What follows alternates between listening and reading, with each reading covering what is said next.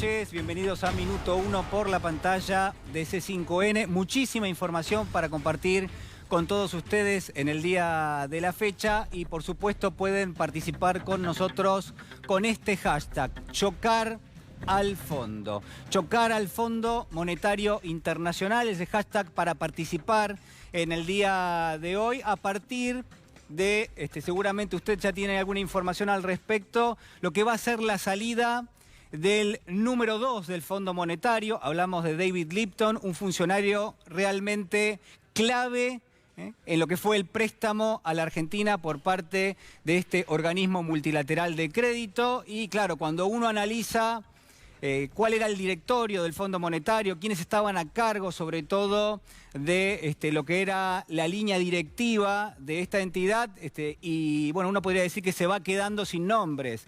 Por un lado, Christine Lagarde, que ya ha dejado ese organismo. Por otro lado, ahora se agrega David Lipton. Vamos a ir repasando lentamente cada uno de los funcionarios que fueron clave en algún momento en ese préstamo por 57.000 millones de dólares, el más importante de la historia del Fondo Monetario Internacional concedido a la República Argentina. Y por supuesto vamos a estar analizando si el Fondo Monetario es corresponsable de la debacle en términos de crisis económica, de crisis financiera, de crisis social de nuestro país. Hay líneas políticas de carácter internacional que están jugando un rol protagónico en estas decisiones que se han tomado en el organismo que ahora conduce Kristalina Georgieva, pero sin ninguna duda, déjeme decirle que la razón central por la cual está cambiando toda la cúpula del Fondo Monetario Internacional es la debacle que ha generado en la República Argentina el préstamo concedido por el FMI. Y esto lo hace corresponsable al Fondo Monetario, no solamente a los ojos de los argentinos, sino también a los ojos de los líderes mundiales, esos mismos líderes que están apoyando la gestión de Alberto Fernández al frente de esta renegociación de la deuda externa, que es el objetivo del gobierno por estos días. Bueno, y en función de eso, entonces, una nueva presión por parte de los Estados Unidos sobre el Fondo Monetario Internacional, un nuevo pedido de cuentas.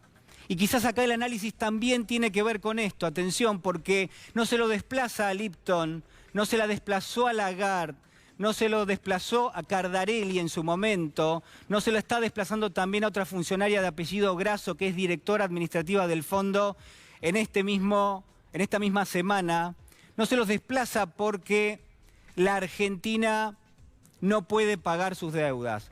Se los desplaza porque en ese contexto el Fondo Monetario va a tener que esperar 4 años para empezar a cobrar.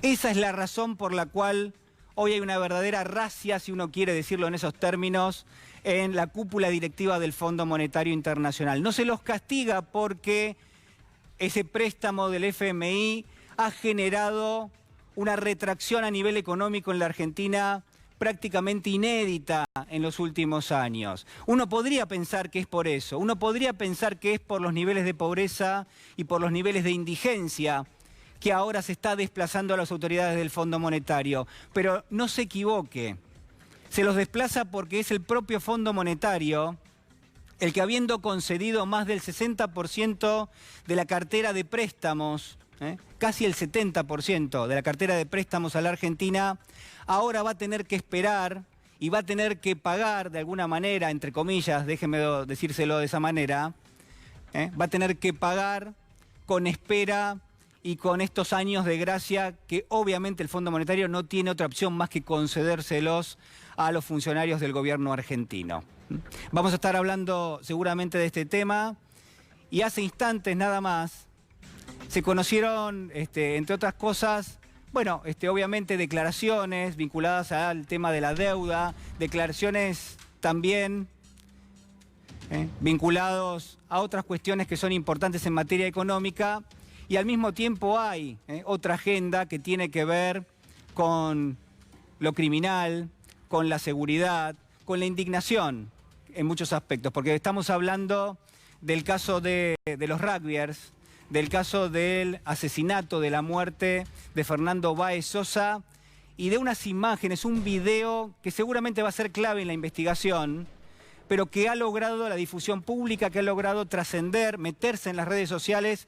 Fíjese bien lo que son estas imágenes que vamos a compartir con ustedes, porque esto es segundos después del crimen, inmediatamente después de haber terminado prácticamente con la vida de Fernando Báez Sosa.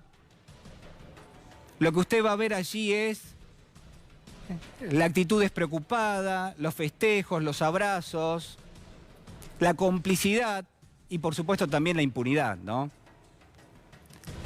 Recordemos que hay otro video, según la Fiscalía, que también indicaría que se cambiaron la ropa ensangrentada, ¿no? Todo esto pasó, por supuesto, después de ese ataque bestial que se llevó a cabo y que terminó con la vida de Fernando Báez. Terrible realmente. A medida que se conocen las imágenes, más indignación da, más impotencia también y por supuesto el interés de toda la sociedad para que los verdaderos culpables, que en principio la justicia, por lo menos hasta ahora en las imputaciones, considera que son estas 10 personas que están detenidas, bueno, para que se haga justicia. Nos vamos a otro sector, en este caso de la ciudad de Buenos Aires, allí en La Boca, donde está la Bombonera, y un allanamiento que se viene realizando en las últimas horas. Está Pablo Mesina en el lugar. Pablo. Hola Julián, ¿cómo te va? Buenas noches. Sí, estamos en la Bombonera, en la entrada de Bransen y La Vía, este ingreso a Plateas en el número 3, que se está realizando, como vos decías, un allanamiento por orden de la justicia, de la Fiscalía General de la ciudad, a cargo de Juan Bautista Máiquez. Un allanamiento que empezó alrededor de las 3 de la tarde, ya lleva 5 horas y nos estaban diciendo aquí que puede durar todavía 1 hora más aproximadamente. Y esto tiene relación con los hechos ocurridos el martes de la semana pasada. Ustedes recuerdan seguramente cuando en horas de la tarde, día de calor, por supuesto, donde había mucha gente que estaba disfrutando de la pileta, de un día de calor. Bueno, en este momento justamente vemos cómo entra policía de la ciudad. No sabemos con quién están acompañados, pero están trabajando por lo menos 5 o 6 efectivos que van y vienen constantemente. Vuelvo a lo que pasaba el martes, ¿no? Estos incidentes que se generaron en la zona de piletas y parrillas, que está en la parte posterior donde nos encontramos nosotros, que es por la entrada de Iberlucea, donde, bueno, mucha gente paga la temporada de pileta del club, socios, y viene con la familia a pasar una tarde de verano. Allí en un momento, por lo que se pudo saber, un socio o un integrante de la barra, esto es lo que no queda claro porque hay 2 versiones, enciende un cigarrillo de marihuana. Esto molestó a uno de los padres socios que estaban allí con su familia, lo increpó y le cuestionó esta acción por haber chicos ahí, que no es el lugar para hacerlo y para realizarlo, y esto empezó a generar, bueno, un intercambio verbal que después se tradujo en algunas acciones violentas, y hasta dicen que también en algún momento se exhibió un arma blanca, que volaron algunas botellas. La cosa se puso bastante violenta. Esto generó la intervención por parte del personal de seguridad del lugar y que se trasladaran varios móviles policiales al lugar para tratar de frenar esta situación. Pablo, violenta. Por parte de la institución, sí. Perdóname que te interrumpa. Vos estás diciendo entonces que se trató de una cuestión que uno podría consignar en un plano doméstico. Había familias, hubo un altercado por ese cigarrillo de marihuana, o la versión que también conocemos, que es de un enfrentamiento entre 2 facciones de la barra de Boca. Bueno, por eso te decía que hay 2 versiones, ¿no? Una de ellas tiene que ver con una cuestión de socios domésticos, porque había 500 personas aquí en el lugar, y la otra tiene que ver que hay sectores que estaban presentes, y eso sí está confirmado, que había sectores que pertenecen a la barra que estaban aquí. Ahora hay que ver si era un sector doméstico y otro de la barra que se enfrentaron. Eso es lo que no queda claro y lo que se quiere determinar. Juan Bautista Máiquez, recordemos, es quien impulsa esta investigación, que dijo que ahora sí hay que ir a fondo con la violencia en el fútbol, el mismo que era parte del Consejo de la Magistratura hasta octubre del año pasado. Y una vez se pregunta, ¿no?, si esta acción que se realiza hoy, que ya lleva 5 horas, si no hubiera cambiado la conducción del club Ceneice, se estaría realizando también de la misma manera. Para cerrar y para contarles, bueno, aquí se están secuestrando imágenes que tienen que ver con las cámaras de seguridad de todo el predio, también los sumarios que se realizaron al personal de seguridad, porque no queda claro si esas personas que participaron de esta acción violenta, que como te decía tiene 2 versiones y habrá que determinar por parte de la justicia, ingresaron en forma autorizada, si eran socios, medios, así que se están chequeando los ingresos y los egresos, se van a llevar, por supuesto, todo este material y también los registros y los sumarios al personal de seguridad. Así que, bueno, esto continúa aquí, habrá que determinar entonces qué es lo que dice la investigación en los próximos días. Muy bien, Pablo, volvemos allí entonces en cualquier momento. Muchísimas gracias.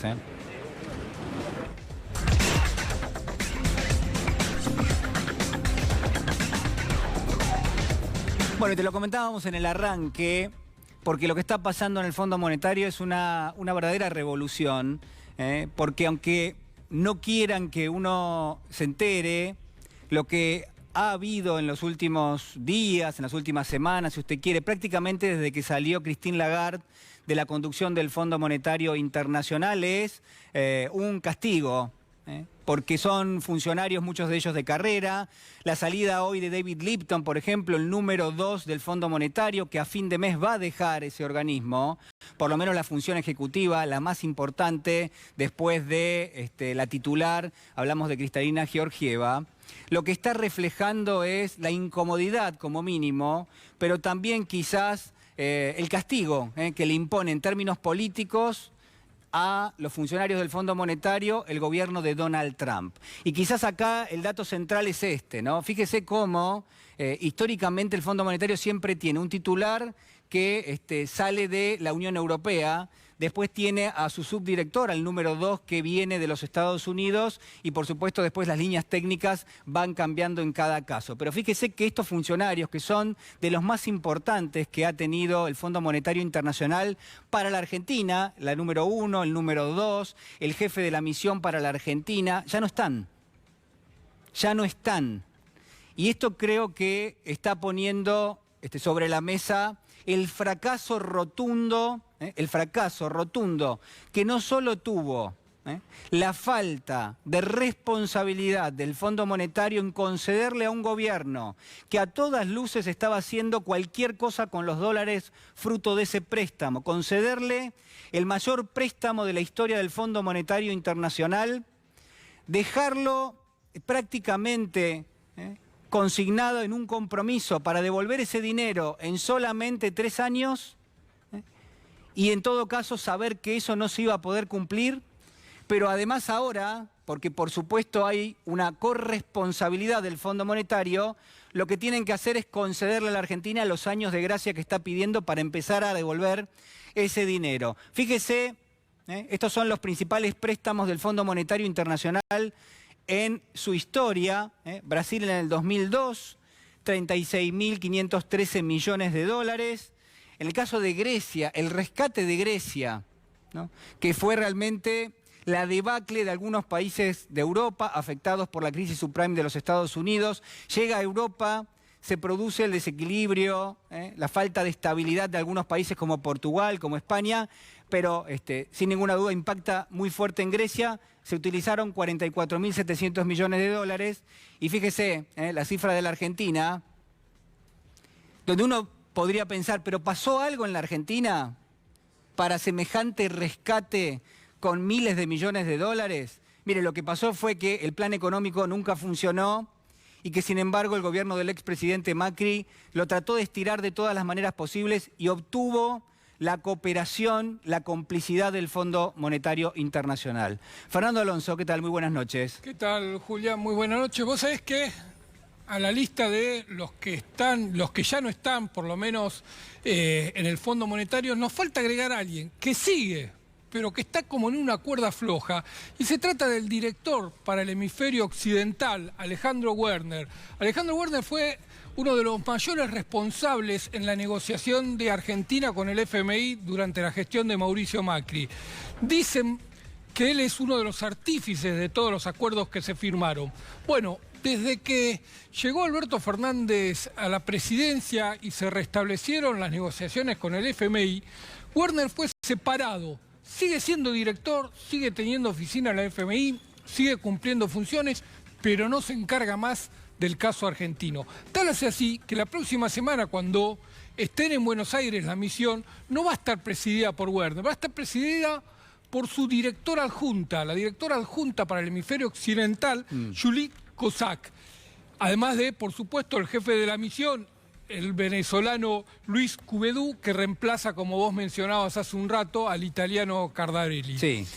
Es muy interesante porque nadie de los que fueron responsables del acuerdo de Macri con el FMI siguen ahora en la negociación de Argentina con el fondo. Pues sabés, Fernando, que claro, esto es parecido a cuando vos estás en una empresa y te empiezan a poner a alguien al lado para que aprenda tus funciones. Algo va a pasar en algún momento.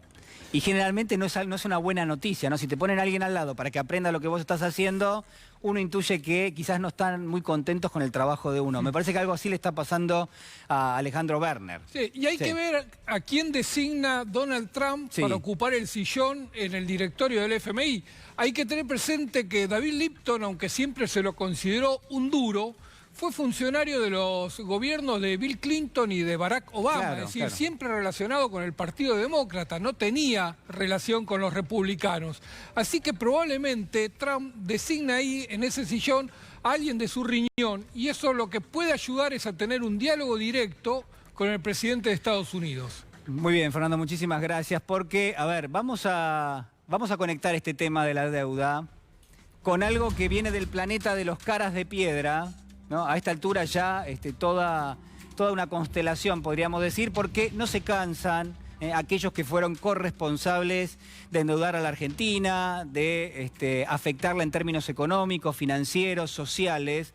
No se cansan de tratar de cruzar al gobierno de Alberto Fernández.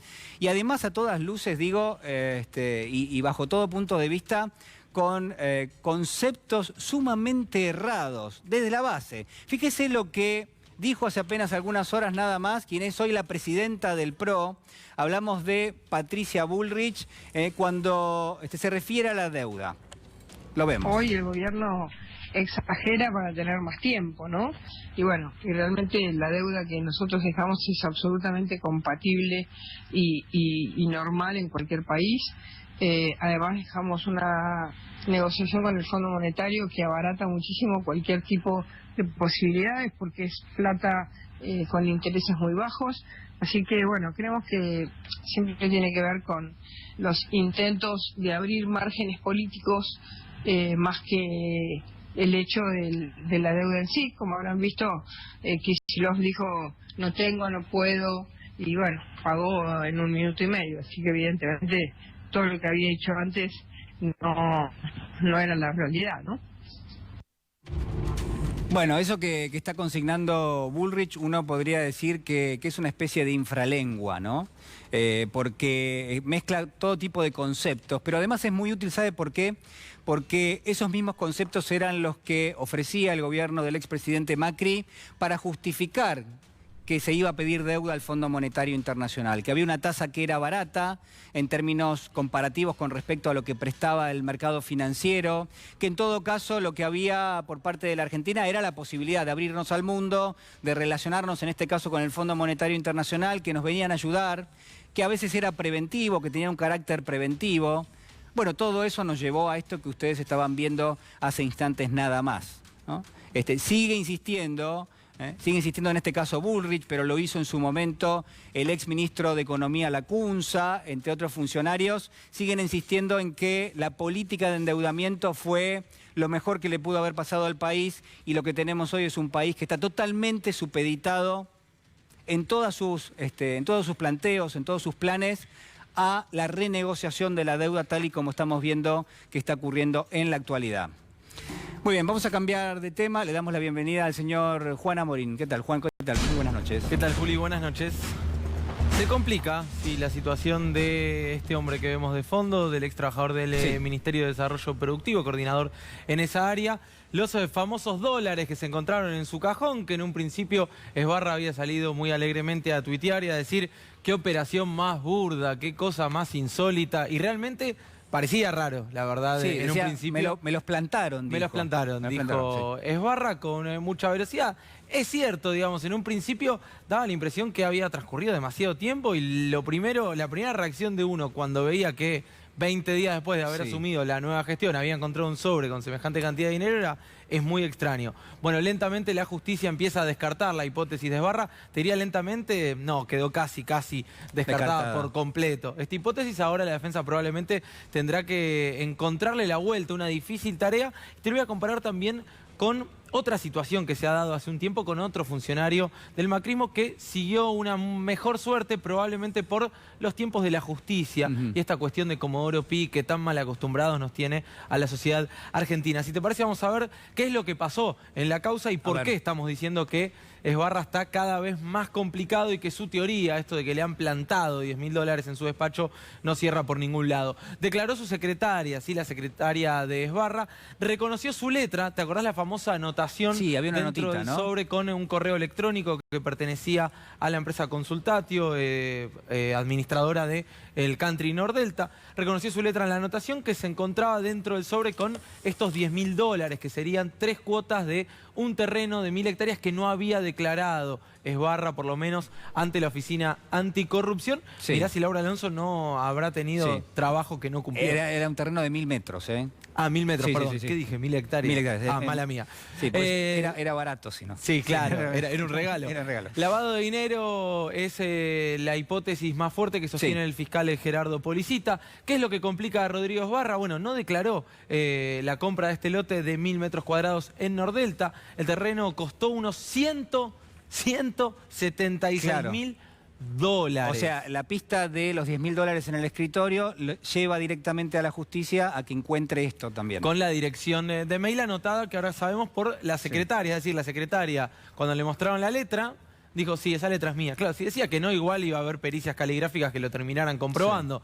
Era mucho mejor despegarse inmediatamente de este caso. Por eso ese tuit de Esbarra diciendo me lo plantaron no cierra. No puede explicar el origen de los dólares que usó para la operación. Esto es más complicado, ¿no? También en ese sentido. Bueno, yo recién te decía que es importante compararlo con otro caso que son las famosas bolsas de dinero de Gabriela Michetti. ¿Te acordás? Nosotros en este canal lo hemos cubierto largo y tendido. A Michetti le encuentran miles de dólares, $35.000 dentro de una bolsa en su departamento.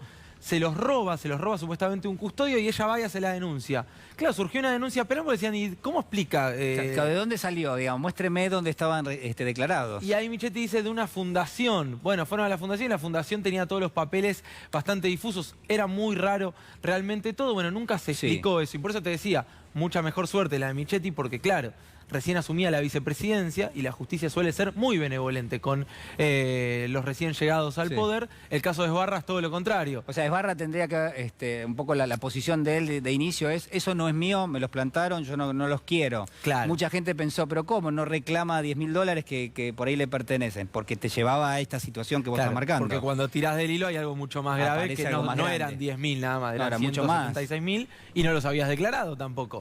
Una obligación. No le cierra el blanco por ningún lado. En 2015, cuando asumió en diciembre de 2015, declaró bienes por 1.169.000 pesos. En 2019, cuando se fue, declaró bienes por 30,5 millones. El crecimiento patrimonial se dio durante su paso por la función pública. Un crecimiento patrimonial. Es un salto importantísimo, te digo. 25 veces, 26 veces, es decir... ¿Cómo se hace? Y eso que la inflación fue alta, pero no tanto. Pero uno, digamos, vamos a suponer que tiene una evaluación o algo en dólares y que con la devaluación eso salta un poco en pesos. Pero la verdad que en ese sentido... No, imposible. Imposible. Imposible, 26 veces, ni Nicolás Dujovne, que tenía muchísima cantidad de dólares, llegó a semejante cifra. Y por eso vuelvo sobre lo mismo. Qué importante es tener titulares en la Oficina Anticorrupción capaces de detectar este tipo de cosas, ¿no? Y no afines ideológicamente como para que pueda llegar a denunciarlo. Bueno, la verdad es que la Oficina Anticorrupción lo último que hizo fue analizar las declaraciones juradas de los actuales funcionarios del macrismo. Se complica mucho la situación de Esbarra. Policita, Ercolini, el juez, ya le levantaron el secreto bancario, están esperando informes del Banco Central y de la FIP. Me dejas pensando en Laura Alonso con esto, porque es lo que uno tendría que preguntar después de esto. Gracias, Juana Morín. Por favor, Juli. Muy amable. Muy bien, cambiamos de tema. Hablamos con el señor Lautaro Maislim. Lautaro, buenas noches. ¿Qué tal, Julián? ¿Te puedo saludar? Pero siempre es un gusto tenerte. Todo bien. No, me quedé mirando este Mickey fallido. Yo no tengo nada que ver. ¿Esa fuiste vos? No, la producción. Pero muy creativo, muy bueno. ¿Te lo vas a explicar? Es la producción. ¿Qué pasó? Voy a intentar explicártelo. Lo vamos a ver y después vos lo vas a analizar, si querés. Sí. En el día de hoy, el ex candidato a vicepresidente de Juntos por el Cambio tuvo un fallido que fue viral. Si te parece, lo escuchamos sí. Y después a continuación tengo un compilado de fallidos de Juntos por el Cambio. Bueno, dale. Y trajimos a una psicoanalista para que analice. No, digo, no es mentira. Pero los fallidos, viste, son un elemento vital. A veces, a ver, lo vemos. Si consentís que le digan a Macri que era el gobierno que gobernaba para los ricos, pues sí, che, a ver, miremos el presupuesto. No hay ningún país de Latinoamérica que tenga ese gasto, entre previsión social, jubilaciones y todo el esquema de asistencia. Por lo cual, no es cierto. Macri puso mucha más plata en la gente que necesitaba y la tuvo en cuenta, no eliminó pensiones. Bueno, no llega a decir medio, Julián, pero se entiende, ¿no? Está muy jugado ya, porque la podía haber interrumpido antes la palabra, pero no le salió, digamos, casi la termina. Y en relación con el blindaje que tuvo el expresidente, suena coherente lo que está diciendo Pichetto. Dijo, Macri puso mucha más plata en los medios. Bien. ¿Qué decís? No, que estaba hablando Pichetto de la distribución de la riqueza, de cuánto se ha hecho por los que menos tienen, y la dejó picando para recordar a Mauricio Macri, a Marcos Peña y a Rosichner, el ex asesor de Juntos por el Cambio, hablando sobre ese tema. Vos sabés que me quedo pensando en esto, porque más allá del fallido, que hay que tomarlo, Pichetto viene vanagloriándose en nombre del gobierno del expresidente Macri, de que la Argentina es el país que mayor gasto presupuestario tiene en previsión social, digamos, en desarrollo. La pregunta es, ¿qué pasó en los años de gobierno del expresidente Macri con eso? Y seguramente te encontrás con que todo eso se achicó muchísimo. Entonces, qué ironía y qué paradoja que sea Pichetto el que saca a relucir que la Argentina tiene más gasto social que el resto de los países de la región, cuando ellos justamente lo tiraron para abajo, no es que lo hicieron crecer. Es decir, que se saque pecho de algo que a todas luces no fue eje ni fue foco, y todo lo contrario te diría del gobierno del expresidente Macri, ¿no? Así es, Julián. Sí. Bueno, compilado, fallido, Juntos por el Cambio. A ver, lo vemos. Cuando vos no das el debate frente a los temas y consentís que le digan a Macri que era el gobierno que gobernaba para los ricos, pues sí, che, a ver, miremos el presupuesto. No hay ningún país de Latinoamérica que tenga ese gasto, entre previsión social, jubilaciones y todo el esquema de asistencia. Por lo cual, no es cierto. Macri puso mucha más plata en la gente que necesitaba. Y también la otra cosa que tenemos que trabajar mucho es en que la diferencia entre los que más tienen y los que menos tienen sea cada vez mayor.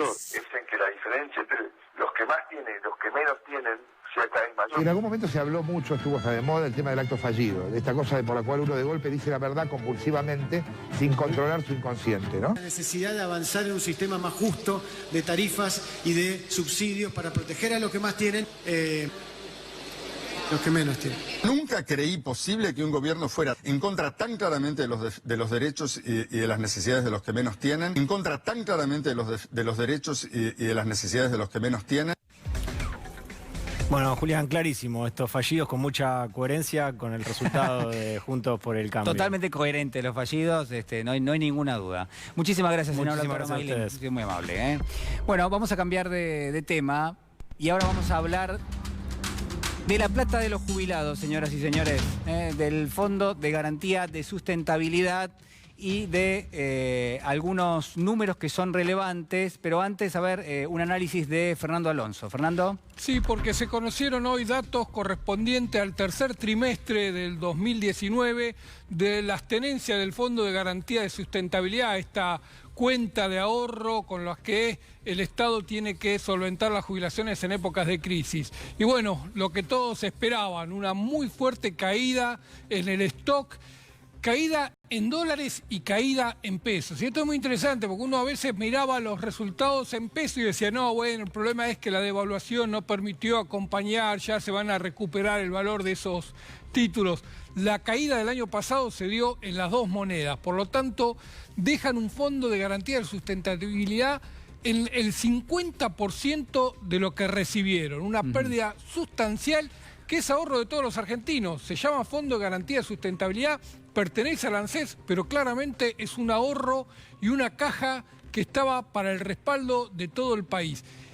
Y se tendría que utilizar mucho para financiar proyectos de inversiones, por ejemplo, en obras de infraestructura. Todo eso cayó. Creció solo los créditos especulativos y muchos a las políticas, muchos a las provincias, muchos atados a los favores políticos que exigía el gobierno de Mauricio Macri. Así que una situación bastante delicada dejan en el Fondo de Garantía de Sustentabilidad. Fernando, a ver, vamos a compartir los datos, que seguramente esto que vos estás señalando se ve perfectamente bien. Fíjense ustedes, en el año 2015 el fondo tenía una valuación en lo que son activos, acciones, bonos, participación en fideicomisos, por ejemplo, de 64.109 millones de dólares. Era el equivalente en pesos y en dólares a esa cifra que estamos viendo allí. ¿Qué pasó en estos años? Bueno, fíjense la evaluación hacia, que si no me equivoco es septiembre del año 2019, 33.022 millones de dólares, es una pérdida realmente enorme en términos generales, de más del 30%. Prácticamente el 50%. Sí, 50%, claro. De 33 a 31, vos fijate, perdieron 31.000 millones y quedan 33 millones, casi el 50%. Fíjate las pérdidas en 4 años, 31.087 millones de dólares en esta cuenta que hay que hacer. Obviamente que hay que hacerla porque de acá después sale... uno podría pensar que si estuviese mejor saldría más recursos para, por lo menos, que forman parte del pago de las jubilaciones. El golpe de las mega devaluaciones, claro, uno de los factores centrales, ¿no? Que no solamente termina con el poder adquisitivo del salario, sino también que golpea a este fondo de jubilaciones. Entre diciembre del 2015 y septiembre del 2019 perdió 34,4% de su valor en dólares, esto es, y 23,2% dice, lo perdió en los primeros 9 meses del año 2019. Fernando. Sí, ahí tenemos algunos datos más todavía de cómo fue este impacto en el golpe, porque, como lo decías vos, lo mostrabas recién, perdió en dólares, perdió en pesos, valor este activo. Hay algunas de las pérdidas que están asociadas a malas ventas de acciones que se tomaron, a malas decisiones de venta de acciones que se tomaron. Eso está en tratamiento judicial. Hay, por ejemplo, pérdida por el reperfilamiento que dispuso el ministro Hernán Lacunza en el cierre del mandato de Mauricio Macri, ese famoso default encubierto. El reperfilamiento no fue otra cosa que el default. Eso le pegó muy, muy fuerte al fondo. Así que hay muchas medidas tomadas por el gobierno de Mauricio Macri que apuntaron a destruir el ahorro previsional en Argentina. Muy bien, vamos a seguir analizando este tema. Estamos con Miguel Fernández Pastor, que es abogado, especialista en cuestiones previsionales. ¿Cómo le va, Pastor? ¿Qué dice? Muy buenas noches. ¿Cómo andan? Bueno, a ver, ¿qué análisis podemos hacer de esto que estábamos viendo? Bueno, yo haría dos cosas. Sí. Una es agregarle a estos datos que en realidad los hemos venido discutiendo y hablando durante todos estos años acá en este programa. A mí hay dos cosas que me parece que habría que agregarle a esto. Uno es el tema del sinceramiento fiscal, al cual se le ha dado poca trascendencia, pero para mí es de una enorme trascendencia. ¿Por qué? Porque por el sinceramiento fiscal se recaudaron 116.000 millones de dólares. De eso iba alrededor del 10%, porque eran tasas entre el 5 y el 15%, tenían que ir a ANSES para pagar lo que se llamaba la reparación histórica. La ley de reparación histórica prevé en el artículo 39 que los excedentes vayan al fondo de garantía para capitalizarse. Sí. Nunca fueron. Jamás fueron. ¿Hubo excedentes? 11.000 millones de dólares, según informa el propio Basavilbaso, la Comisión de Seguimiento de los Fondos Previsionales, en abril del 2017. Coincide, fíjate, el balance de los 116.000 millones publicada el 4 de abril por el Ministerio de Economía y en abril del 2017 informa Basavilbaso en la comisión de seguimiento de los fondos del Fondo de Garantía de Sustentabilidad, que son 11.000 millones de dólares. Cuando ingresaron en pesos y alcanzaron los 8.600 millones de pesos. Pero nunca esos excedentes fueron al fondo de garantía. Se administraron en una cuenta paralela que estaba prohibida, decididamente prohibida. Si hacemos un balance entre los que en realidad son unos pesos más, porque esa cuenta que hace el destape está con el dólar de diciembre y en realidad uno debería hacerlo con el dólar de noviembre, porque hubo ahí un cambio sustancial, que son en realidad 34.000 millones la pérdida. Si uno le suma los 11.000 millones, estamos hablando de 45.000 millones de dólares. Esos 45.000 millones de dólares, si uno lo suma que 90.000 millones de dólares se fugaron de la Argentina, yo pregunto cuál sería la Argentina si tuviéramos esos 43.000 y los 90.000 que se fugaron. Digo, estamos hablando de cifras que son enormes. Enormes. Marquémoslo enormes, porque escandalosas. Digo, las reservas del Banco Central prácticamente van mano y mano con lo que usted está diciendo. Quiero dar un dato más, que yo no sé si saben. El diputado Moró publicó un Twitter, hoy o ayer, donde dice que Emilio Basavilbaso está todavía representando al Fondo de Garantía de Sustentabilidad en las empresas por las cuales el Fondo de Garantía tiene acciones y que cobra 800.000 pesos. Pero Pastor, uno podría haber tomado, estando a cargo del FGS, una actitud defensiva, es decir, pensar, por ejemplo, que si va a haber una devaluación en Argentina y yo tengo que proteger el fondo de los jubilados, bueno, tengo que tratar de ver en qué instrumentos estoy invertido para cambiar eso. Bueno, pero además... ¿No pasó? No solo no pasó, sino que es profeso, vendieron las tenencias en dólares para sostener el dólar.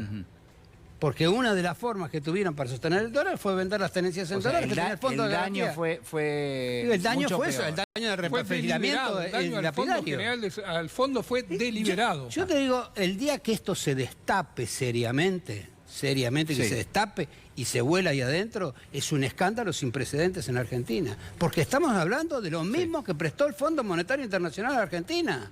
No estamos hablando de unos pesos. No, es una suma realmente enorme.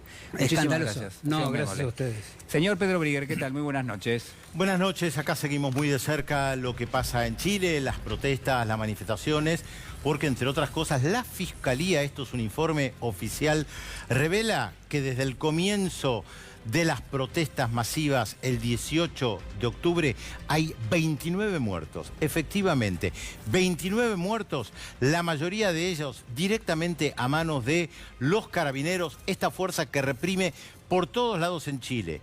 La cifra, además, que han gastado en gases lacrimógenos es realmente impresionante. Creo que tenemos imágenes incluso en vivo ahora de Chile, de la Plaza de la Dignidad, antes llamada Plaza Italia. Y las imágenes que vamos a ver, además, son surrealistas, porque en la Plaza de la Dignidad, esto es el centro de Santiago, a la tarde, casi todos los días, pero principalmente los viernes, llega gente a la plaza a manifestarse. Ustedes verán que hoy no hay tanta gente como en otras manifestaciones donde hubo más de 1 millón de personas. La gente está ahí cantando, viene en bicicleta, en patineta, y llegan los carabineros y empiezan a reprimir. Empiezan con gases, con agua y sacan a la gente. Ahora la gente vuelve una y otra vez. Y es una escena que parece realmente surrealista, porque ¿para qué van si la gente se está manifestando de manera pacífica? Y las imágenes que vemos son en directo, que se pueden ver las 24 horas desde la Plaza de Dignidad, como digo, en el centro de Santiago, pero las manifestaciones se dan hasta en el pueblo más pequeño de Chile, prácticamente todos los días. Por eso el informe de la Fiscalía, Julián, es tan importante, y además porque hay otra característica que hemos señalado en más de una oportunidad, que es que los carabineros disparan al cuerpo y a los ojos de la gente, a la cabeza. Por eso hay más de 400 personas afectadas por esto. La semana que viene se va a presentar en Cádiz, en una muestra de cine de derechos humanos, en Cádiz, España, por supuesto, justamente un documental hecho por estudiantes de una universidad, Los ojos del estallido. Es una de las características más macabras de lo que está pasando en Chile respecto de la represión y ahora, por ahora, la salida, pero falta mucho todavía para esto, es el 26 de abril con la convocatoria a un plebiscito para una asamblea constituyente. Mientras tanto, el gobierno mira para otro lado. Muchísimas gracias, Pedro. Nos quedamos en el ámbito de la información internacional, pero con una relación directa con lo que pasa en la Argentina, porque se confirmó el primer caso de un argentino infectado por coronavirus. En este sentido, tenemos que hablar del crucero Diamond Princess, lo veníamos mencionando ya en los últimos días. Estaba la sospecha, se lo puso en cuarentena. En este momento está atracado y a partir del análisis que se está haciendo de cada uno de los pasajeros, saben ustedes que hay 3.700 personas a bordo. Bueno, ha dado positivo en las últimas horas un pasajero argentino. El gobierno de Japón, porque está este buque, este crucero está atracado muy cerquita de la ciudad de Tokio.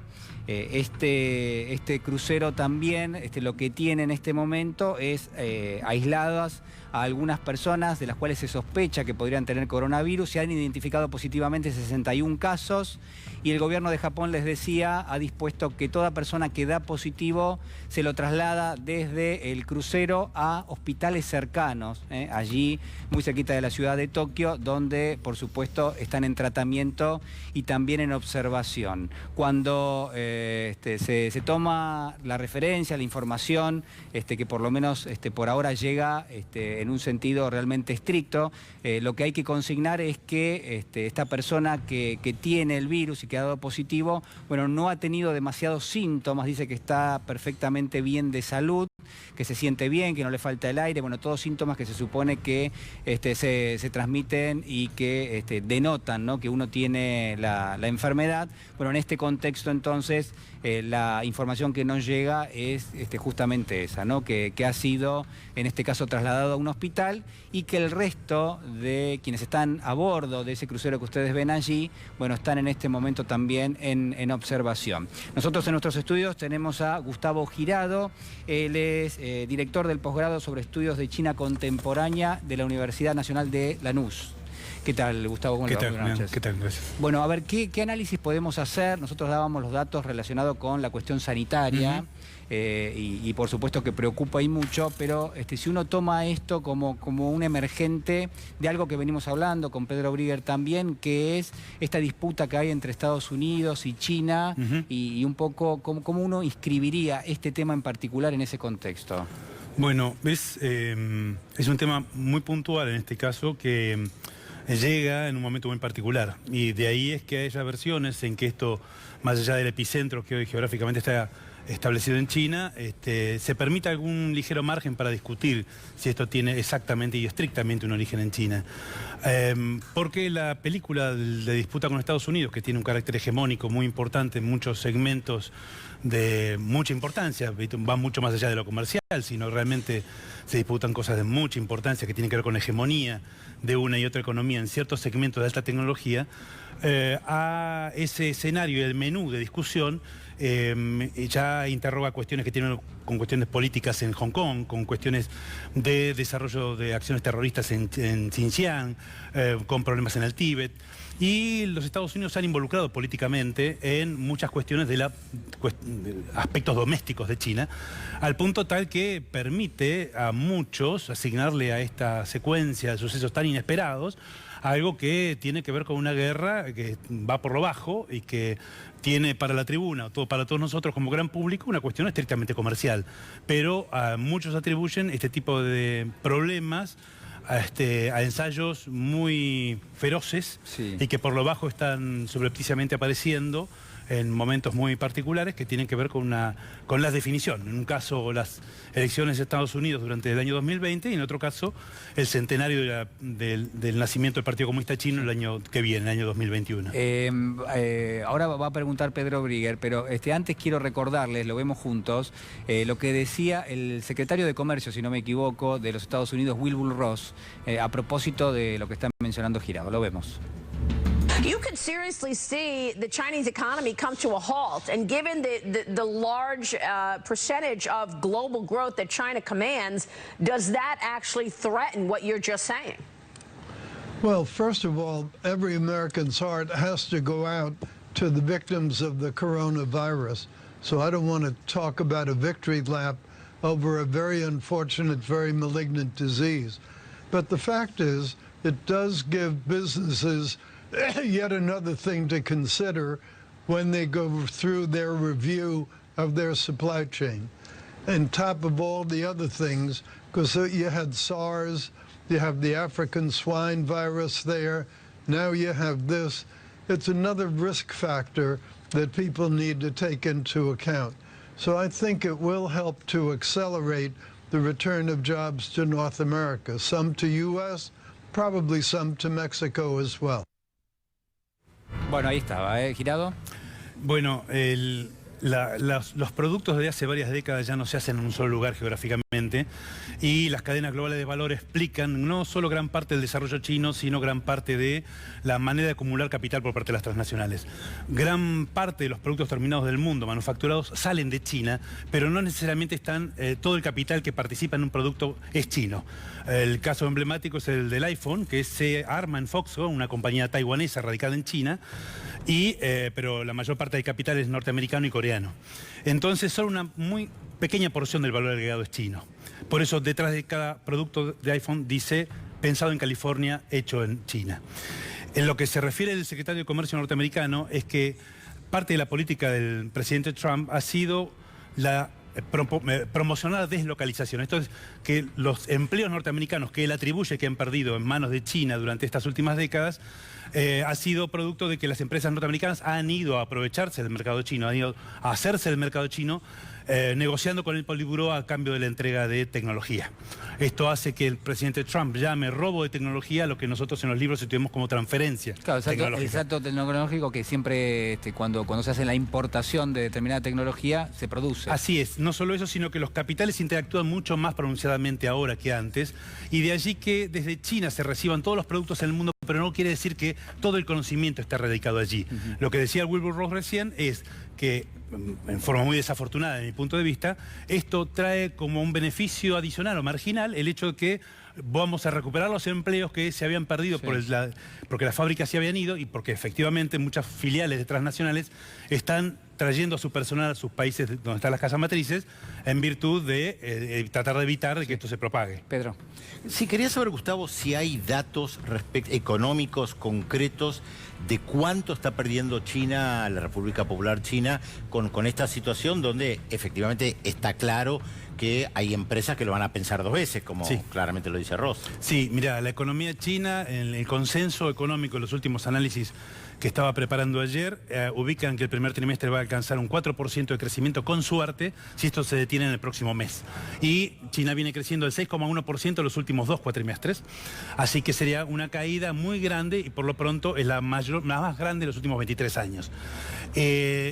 Esto le ha provocado a China, por ejemplo, que en un solo día 350 millones de viajes dejen de realizarse, porque esto aconteció el primer día del Año Nuevo Lunar chino. Repitamos la cifra porque es... Son 350 millones de pasajes emitidos y de viajes pautados por familias que dejaron de realizarse porque esto, digamos, el freno público vino desde el primer día del Año Nuevo Lunar. Esto hizo que ciudades de 11 millones de habitantes, ahora son 400 millones de personas que están en sus residencias y no pueden salir. El control del Politburó sobre esas personas es muy estrecho, es muy intenso, y una persona por familia puede salir por semana con un permiso especial tipo pasaporte para ir a buscar el abastecimiento familiar. Lo que está pasando en China es realmente grave, pero la acción política del Politburó sobre el control social para tratar de detener la propagación del virus no tiene antecedentes. Es algo que realmente impresiona cuando se conocen las cifras. Vuelvo a lo económico porque muchos representantes de los Estados Unidos en sus giras por América Latina, especialmente el año pasado, alertaban de que no había que tener negocios con China por el tema del 5G, Huawei. Entonces, la pregunta es si vos pensás, o si hay datos hasta ahora, si esto está afectando el tema del 5G, de los negocios de Huawei en la región o en el resto del mundo? Mira, lo que más está afectando es el famoso proyecto que es el mascarón del prueba político del presidente Xi Jinping, que es la iniciativa del Cinturón y la Ruta, el Belt and Road Initiative, porque tiene un despliegue de infraestructura que es el más grande que se desarrolla en este momento en el mundo, básicamente por todos los países vecinos, por el Cáucaso meridional, pero ya ha incorporado Latinoamérica dentro de su agenda. Y esto significa que una gran cantidad de proyectos que involucraban capitales nacionales de todos los países que adhieren a ese proyecto, Argentina aún no ha adherido, ven de repente proyectos de mediano y largo plazo, se los ven detenidos, pero no solo porque el financiamiento ahora tiene otra dirección, sino porque los ingenieros chinos no pueden salir del país. Digamos, vamos a cosas realmente elementales que tienen que ver con que mucha parte de la tecnología que es provista por las instituciones chinas ahora no pueden dirigirse porque está el tránsito totalmente parado.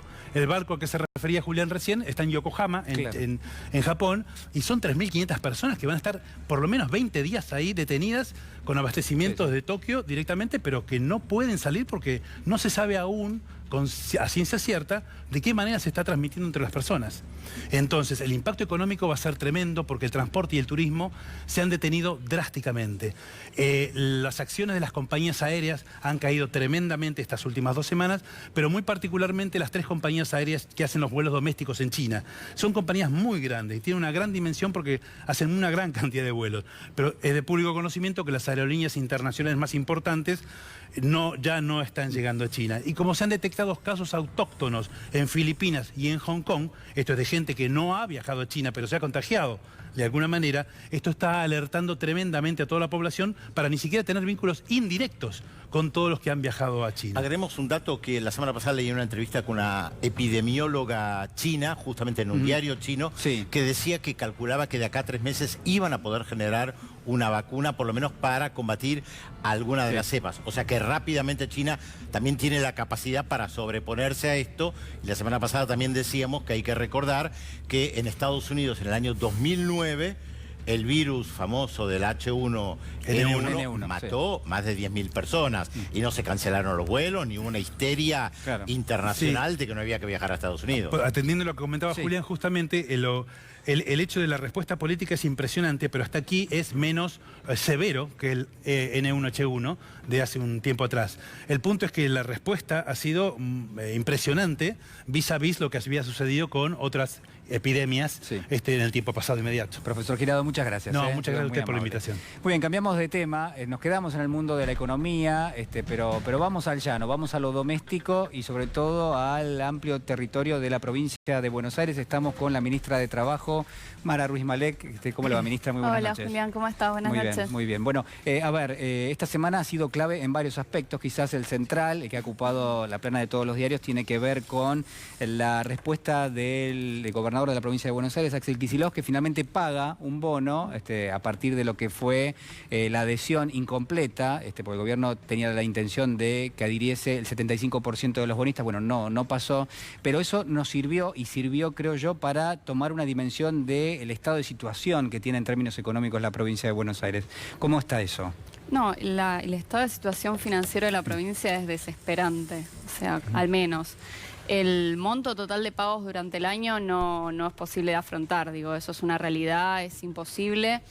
Se esperaba llegar a un acuerdo con el 75 para posponer el pago en el marco de que también la Nación está renegociando su deuda y obviamente la provincia tiene la intención de subirse un poco a esa negociación y seguir los lineamientos que proponga Nación. Se pagó este vencimiento porque se entendió que era lo que dejaba mejor a la provincia para poder seguir negociando en el marco de esta reestructuración. De hecho, al mismo tiempo que se pagó, se anunció que la provincia inicia sus propias gestiones de reestructuración de deuda. Y se pagó también porque algunas condiciones salieron mejor de lo que se esperaba, se pudieron colocar letras en pesos, cosa que si se entraba en default no se iba a poder volver a hacer seguramente. Digamos, el default es algo que tiene consecuencias negativas muy grandes y se vislumbró que había una intención de alguno de los fondos de llevar a la provincia a ese escenario, lo cual te pinta que ese no hubiese sido el mejor escenario para la provincia para seguir negociando, por el contrario. Así que se tomó esta difícil decisión rascando todos los recursos que se pudo. Hubo muchas críticas para el gobernador, ¿no? En algunos medios, algunos Es que hay una economistas. idea de que hay una cuestión dicotómica, como bueno, elijo pagar o no elijo pagar, y acá hay una negociación que va cambiando día a día. Algunos decían, apareció la plata y nos habían dicho que no estaba la plata. Obviamente, digo, todo el mundo entiende que la provincia de Buenos Aires tiene recursos. El tema es si los tiene destinados para eso. Exacto. No, y además, bueno, a ver, había un vencimiento previo en pesos y una renovación en pesos que salió bien y se consiguieron recursos de ahí, que no es obvio. Me causó gracia el exministro de Economía diciendo algo como que, bueno, pero esos fondos se consiguieron en una renovación en pesos. La misma persona que hace menos de 6 meses no pudo renovar las letras en pesos y provocó un canje compulsivo, digo, un aplazamiento compulsivo, el reperfilamiento. No era obvio que esos fondos iban a estar. Y la provincia en realidad, digamos, este pago es uno de unos cuantos que tiene en el año, y a mitad de año tiene vencimientos muy importantes que, digo, es una realidad. No se puede pagar la totalidad de la deuda este año. ¿Cuánto complica esto en las cuestiones que uno imagina que son centrales en una cartera como puede ser el Ministerio de Trabajo o el Ministerio de Economía de la provincia? Esto es los salarios, la inflación, que también juega un rol importante, las negociaciones paritarias. Digo, ¿en qué instancia están esas cuestiones? A ver, una complicación es una complicación de caja, digamos. Sí. A ver, te decía, no es dicotómico, no es yo elijo pagarle a uno o a otro. Digo, si yo no resuelvo favorablemente el problema de la deuda, no le puedo pagar a nadie. Digo, ya no vamos a estar discutiendo si el aumento, si el bono, si la paritaria, vamos a estar discutiendo si pagamos el salario como está hoy. Entonces, no es dicotómico. Uno tiene que buscar una estrategia global que contemple todos los gastos que tiene la provincia y no solo poder afrontarlos en marzo o en febrero o en mayo, sino a lo largo de todo el año. Para eso es importante llegar a un acuerdo y una buena reestructuración de deuda. Y el otro problema de la deuda es que además de que no se resuelve, de que está llevando tiempo, y eso también te genera mucha incertidumbre, porque uno no sabe con cuánto va a contar para afrontar todo el resto de las cosas que necesita afrontar. Entonces estamos en un contexto de mucha incertidumbre, además no tenemos presupuesto, se ha prorrogado, y tuvimos problemas de caja, particularmente durante estos primeros meses, en parte por la demora de la aprobación de la ley impositiva. Digo, los ciudadanos de la provincia probablemente no vieron sus boletas de inmobiliario, de patentes los primeros días de enero, justamente porque no estaba aprobada la ley, y eso generó además un desfasaje con la recaudación muy difícil de afrontar. Fernando. Sí, ministra, la provincia había cerrado con el principal sector de empleados públicos, los docentes bonaerenses, un acuerdo de actualización por inflación. Eso desactivó los conflictos en la última etapa de la gobernación de Vidal.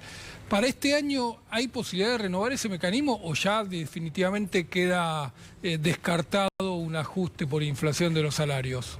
A ver, la intención del gobernador es que este año los salarios no pierdan contra la inflación, tanto los docentes como los estatales. Hay que ver cuál es el mejor mecanismo, porque digo, esta situación en la que estamos ahora de incertidumbre y al abismo que estuvimos al abismo de un posible default, te muestra las limitaciones de lo que se trata de una cláusula automática, que no te deja como salidas para poder dialogar y negociar cuestiones que hacen no solamente al salario, sino también a las condiciones laborales de los y las trabajadoras.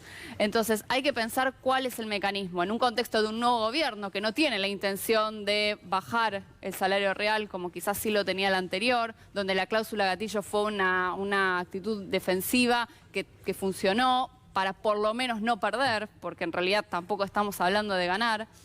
Hay que pensar cuál es el mejor mecanismo en este contexto en el que estamos, donde además hay una intención del gobierno nacional de empezar a bajar la nominalidad de la economía. Entonces necesitamos que los salarios reales crezcan, pero a la vez que todo crezca menos en términos de porcentaje, que le ganemos a los precios, pero que los precios crezcan menos. Digo, eso requiere una coordinación donde hay que ver cuál es el mejor mecanismo para que eso suceda sin que los trabajadores sean la variable de ajuste. Pero, ministra, por ejemplo, Fernando preguntaba por la cláusula gatillo. Uno entiende que ese elemento, ese mecanismo, va a ser dejado de lado porque lo que se va a buscar es que de ahora en adelante el salario le gane a la inflación, pero quizás no que se recupere la inflación del año pasado, digo, porque la intención del gobierno es desindexar la economía. Sí, igual, digo, nosotros tenemos como distintas situaciones. Los docentes han logrado empatarle a la inflación y además habían recuperado parte de lo perdido en 2018, con lo cual, digamos, es una situación. Los trabajadores estatales todavía tenemos que cerrar la discusión sobre lo que sucedió en 2019 e iniciar la de 2020. Digo, tenemos que trabajar en distintos escenarios. Obviamente lo que sucedió en la etapa de Cambiemos fue atroz con los salarios reales en general, digamos, tanto para el sector privado como para el sector público. Eso va a llevar un tiempo, un proceso, una discusión y una negociación, cómo se va en el transcurso del tiempo, al menos mejorando lo que nos dejó el gobierno de Cambiemos. Pero bueno, no va a ser de un día para el otro, eso seguro.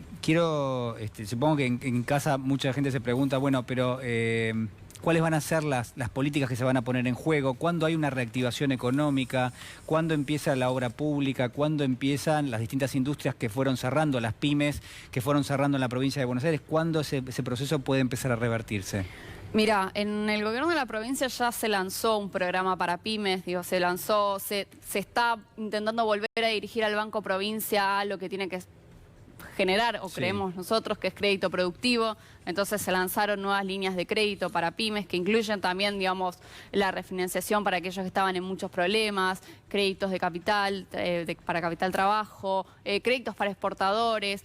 ARBA está lanzando una moratoria para pymes bastante importante, bastante buena, que creo que no requiere adelantos, que tiene como muchas cuotas. ARBA va a lanzar una moratoria. Sí, se anunció el miércoles y bueno, se está trabajando ahora, se está terminando de trabajar en la reglamentación y en breve se va a conocer el detalle fino. Nosotros en el Ministerio de Trabajo estamos también lanzando un programa de regularización para los que tienen deudas por infracciones con el Ministerio de Trabajo, y el Ministerio de Producción está lanzando un programa que se llama Activa, que la idea es que las pymes se inscriban, llenen sus datos, digamos, cuenten sus problemas y poder empezar a redirigirlos hacia estos programas y también empezar a pensar políticas más específicas y un poquito más de mediano y largo plazo que tengan que ver con innovación tecnológica, procesos productivos, etcétera. Entonces ya estamos en marcha. En infraestructura, bueno, se lanzó el programa Escuelas a la Obra, digamos, para poner las escuelas a punto, pero que también significa, digamos, un impulso a la obra pública y al trabajo. Y bueno, pero después la verdad es que para llegar al impulso final hay que empezar a solucionar el tema de la deuda, que eso nos va a dar un poco más de aire también para poder trabajar más tranquilos, porque si no siempre estás como, no sabes si estás hipotecando lo que vas a tener que pagar mañana. Primero hay que resolver eso. Muchísimas gracias, ministra, ha sido muy amable. Gracias. Hacemos una pequeña pausa y ya regresamos.